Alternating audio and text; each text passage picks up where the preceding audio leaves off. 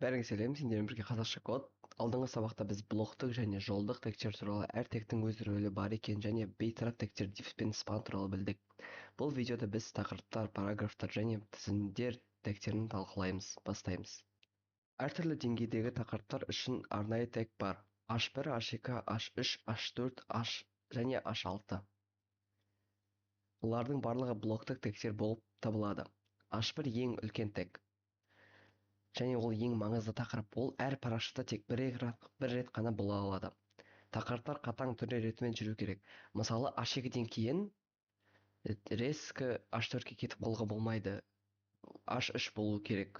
Ол ереже есте сақтау керек. Тақырыптар мағыналы болу керек.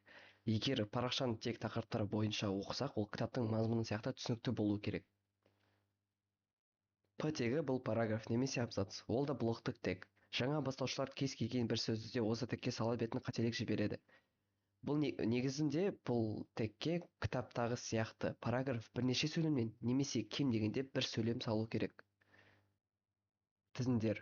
HTML-де тізімдердің екі түрі бар. Well, ол бізде таңбаланған маркированный ретсіз тізім.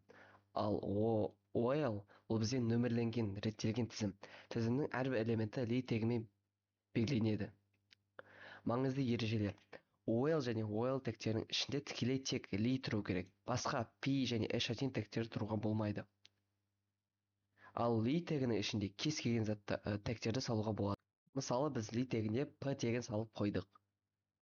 Бұл дұрыс болып саналады.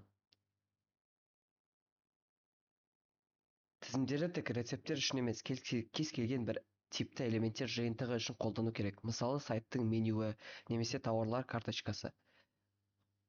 Қорытынды. Бүгін біз тақырыптар, параграфтар және тізімдерді қарастырдық. Келесі видеода біз басқа да пайдалы тегтер туралы айтатын боламыз. Арнаға жазылыңыз. Көргендеріңізге рахмет. Келесі кездескенше.